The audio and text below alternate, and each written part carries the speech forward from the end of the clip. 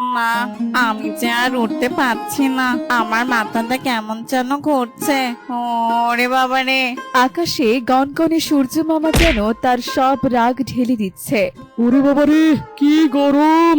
বাসায় একটু শান্তি নেই, কলিজাটা শুকিয়ে কাঠ হয়ে গেল। কি যে করি এই গরমে, বাবারে বাবা! এভাবে চলতে থাকলে তো গরমে আমরা শেষ হয়ে যাব। কোথাও একটু ঠান্ডা বাতাস নেই। আরে আরে, নিচে ওটা কে পড়ে আছে? চলো তো গিয়ে দেখি। আরে আরে, এটা তো ঝুমুর। কিন্তু ঝুমুর এখানে পড়ে আছে কেন? সেসব পরে ভাবা যাবে, আগে চলো ঝুমু দিদির জ্ঞান ফেরাই। কিন্তু আশেপাশে তো কেউ নেই, চলো ঝুমুরকে নিয়ে বাসায় যাই। বাসায় একটু পানি আছে।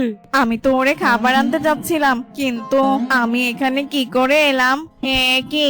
এরপর মিঠুটি সব কথা ঝুমুর পায়রাকে খুলে বলে। এখানেও যে গরম, মনে হচ্ছে গরমে পালকগুলো আমার ঝলসে যাবে। না, এই গরম যে আর কিছুতেই সহ্য হচ্ছে না। চলো তোমরা, চলো সবাই আমরা একটু ঠান্ডা স্থান খুঁজে বের করি, নইলে যে বাচ্চা মুশকিল হয়ে যাবে। আরে সেসব আর তোদের ভাবতে হবে না, আমি এমন একটা জায়গা খুঁজে পেয়েছি না। বাসা বানালে গরম বৃষ্টি কিছুই আমাদের ঘর ছাড়া করতে পারবে না।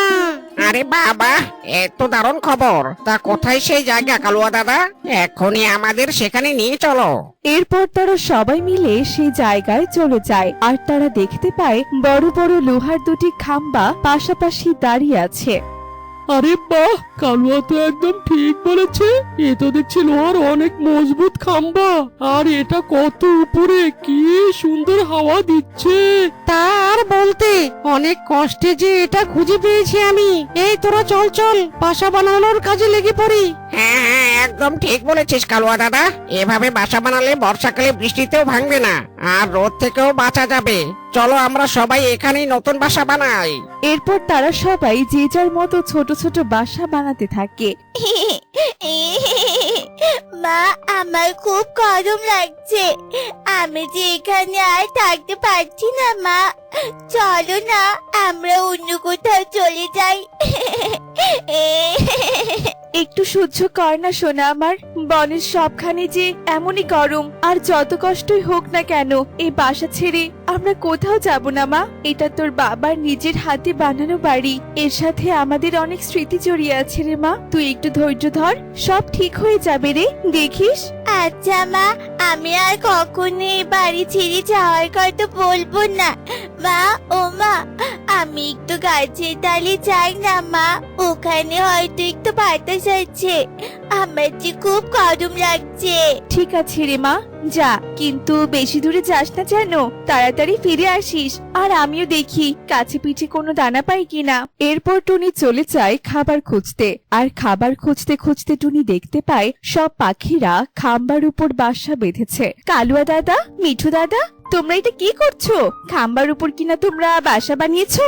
কেন, তোর কি সমস্যা রে টুনি? আমাদের এত সুন্দর বাসা দেখে তোর হিংসে হচ্ছে বুঝি? আহা কালু দাদা, হিংসে কেন হবে বলো তো? বোঝার চেষ্টা করো, এখনো দুপুর হয়নি। দুপুর গড়ালে রোদের তাপে এই লোহা একদম গরম হয়ে লাল হয়ে যাবে, তখন তোমরা এখানে আর টিকতে পারবে না, বুঝেছো? আর ভুল করে এই লোহায় কারো শরীর রাখলে অনেক বড় বিপদ ঘটতে পারে দাদা, তাই আমি বলেছি। এসেছেন বনের সবচেয়ে বড় বিজ্ঞানী, নিজের ভাঙ্গা বাসায় বাতাস পাস না, তাই আমাদের ভালো সহ্য হচ্ছে না, তাই না? আরে যাও যাও, নিজের চরকায় তেল দাও, আমাদেরকে জ্ঞান দিতে হবে না। কালুয়া দাদা একদম ঠিক বলেছে। এই টুনি, দূর হ, এখান থেকে দূর হ, আমাদের একটু শান্তিতে থাকতে দে। কি সুন্দর বাতাস, প্রাণ যে জুড়িয়ে গেল। কথা এখন তোমাদের ভালো লাগছে না তো? ঠিক আছে, একদিন বুঝবে, আর সেদিন অনেক দেরি না হয়ে যায়, বুঝেছো? সবাই মিলে টুনিকে অপমান করে, আর টুনি দুঃখ পেয়ে মাথা নিচু করে সেখান থেকে চলে যায়। হায় সৃষ্টিকর্তা, কালু দাদা তো আমার কথা শুনলই না, দয়া করে তুমি ওদের রক্ষা করো সৃষ্টিকর্তা। দুপুর 12টা বাজে, সূর্য একেবারে মাথার উপর, লোহার পোলটি গরমে লালচে বর্ণ ধারণ করেছে, পোলের উপর থেকে গরমের তাপ উঠছে। ওরে বাবারে, টুনি তো ঠিকই বলেছিল, লোহা তো আগুনের মতো গরম হয়ে গেছে, গা পুড়ে যাচ্ছে রে বাবা। আরে ধুর, চিন্তা করিস না তো তোরা, এখনই সব ঠিক হয়ে যাবে, কিচ্ছু হবে না। এই দেখ, আমি একটু ডানাটা মেলি। কালুয়া কাক অলসতা করে নড়তে গিয়ে ভারসাম্য হারিয়ে তার লেজটি সরাসরি গরম লোহার সাথে লেগে যায়। ওরে বাবারে, ওরে বাবারে, ওরে বাবারে, মরে গেলাম রে, আমার লেজ লেজ পড়ে গেল রে, বাঁচাও বাঁচাও, কে কোথায় আছো? এই লোহা যে একদম আগুন হয়ে গেছে। টুনি তো ঠিক বলেছিল রে বাবা রে। কালুয়া কাক ছটফট করতে করতে নিচে মাটিতে পড়ে যায়। তার লেজের পালক পুড়ে গেছে এবং সে যন্ত্রণায় কাতরাচ্ছে। হায় সৃষ্টিকর্তা, এখন উপায়? কালুয়া তো অনেক কষ্ট পাচ্ছে। আমাদের টুনির কাছে যেতে হবে, ওই আমাদের বাঁচাতে পারে, একমাত্র ওই আমাদের বাঁচাতে পারে, তাছাড়া যে উপায় নেই আমাদের। পাখিরা কালুয়াকে ধরাধরি করে টুনির বাসায় নিয়ে আসে। ওমা, কালু দাদার একই অবস্থা হয়েছে। তোমরা আর দেরি করো না, কালু দাদাকে জলদি করে বৈদ্যমশাইয়ের কাছে নিয়ে চলো। আমি আগেই তোমাদেরকে বলেছিলাম, এখন দেখলে তো। হায় হায়, এবার কি হবে?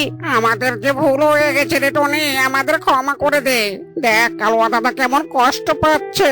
টুনি আর এক মুহূর্ত দেরি না করে কালুয়াকে প্যাঁচা বৈদ্যের কাছে নিয়ে যায়। তোমরা কোনো চিন্তা করো না, আমি এক্ষুনি ঔষধ লাগিয়ে দিচ্ছি। ওরে বাবা, ওরে বাবা, টুনি বাচ্চা, আমাকে বাঁচা।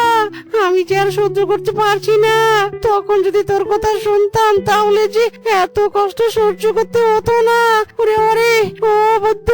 কালুয়া দাদা, একটু সহ্য করো, সৃষ্টিকর্তার উপর ভরসা রাখো দাদা। বৈদ্যমশাই, কালুয়া দাদা কি ভালো হয়ে যাবে? আর এই বনের পাখিদের এই অসহ্য গরম থেকে বাঁচানোর কি কোনো উপায় নেই? বলুন না। কালুয়া আস্তে আস্তে সুস্থ হবে, তবে এই গরমের হাত থেকে বনকে বাঁচাতে হলে একটা উপায় আছে। এই বনের উত্তরের পাহাড়ে একজন দয়ালু পরী থাকে, তার কাছেই এই সমস্যার সমাধান আছে। একমাত্র সেই তোমাদের সাহায্য করতে পারে। আমি এখনই সেই পাহাড়ের পরীর কাছে যাব। বনের সব পাখিকে আমি এভাবে আর কষ্ট পেতে দেব না। টনি, তুই একা কেন যাবি?